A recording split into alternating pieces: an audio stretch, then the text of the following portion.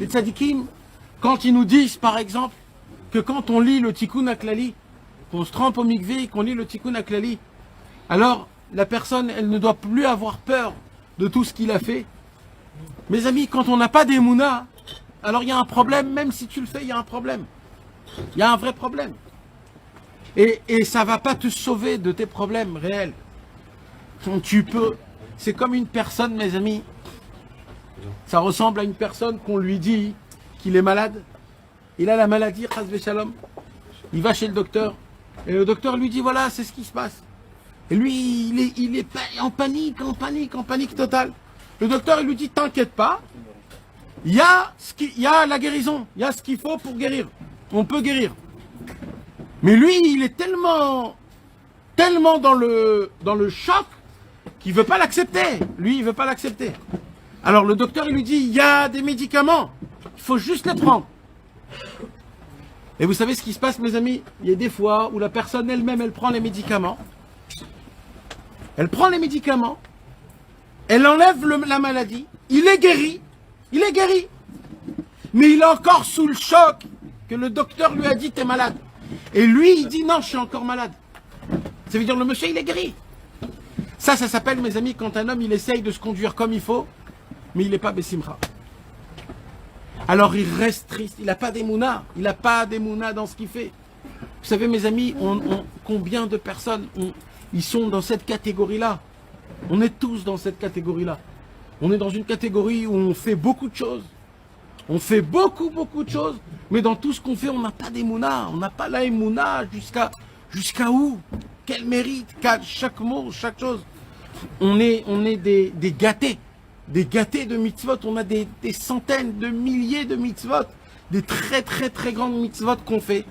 Mais tout ce qu'on fait, on n'a pas la émouna, donc on n'est pas content. Et justement, tu te retrouves des fois triste. Peut-être je l'ai mal fait, peut-être c'est comme ça, peut-être c'est comme ça, il me manque ça, il me manque ça.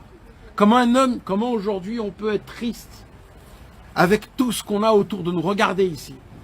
On est tous assis sous une souka. On a tous galéré en France avec les soukottes. On devait marcher à pied dans une synagogue, manger là-bas, sous la pluie.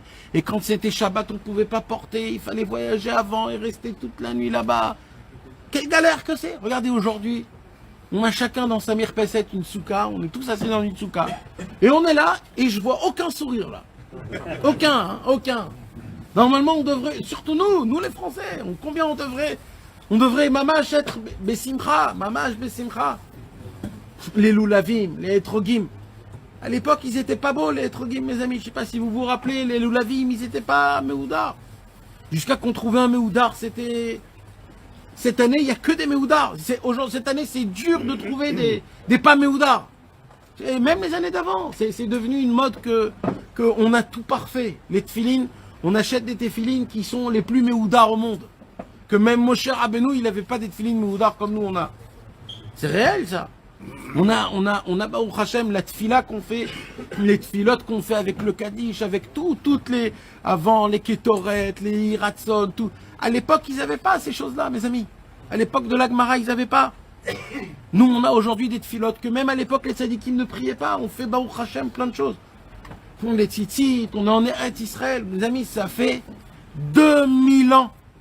Ça fait 2000 ans que tous nos parents ici, là, tous, sans exception, que tous nos grands-parents et nos arrière-grands-parents pleuraient et se languissaient pendant 2000 ans de venir habiter en Israël. Si c'est au Maroc, ou en Tunisie, ou en Algérie, ou en Pologne, ou en Russie, ou je sais pas où.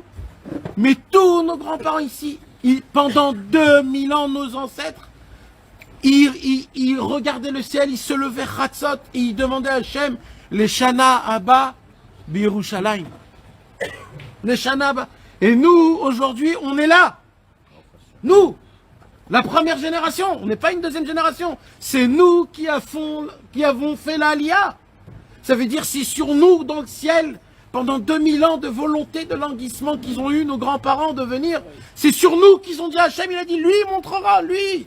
On est le fruit de languissement de 2000 ans. Pas que de nos grands-parents, de tout l'âme Israël dans le monde en entier, perdu partout. Les premières générations qui sont montées, c'est nous, les gars. On a eu tous le mérite de faire nos valises, de tout quitter, de tout lâcher, de tout laisser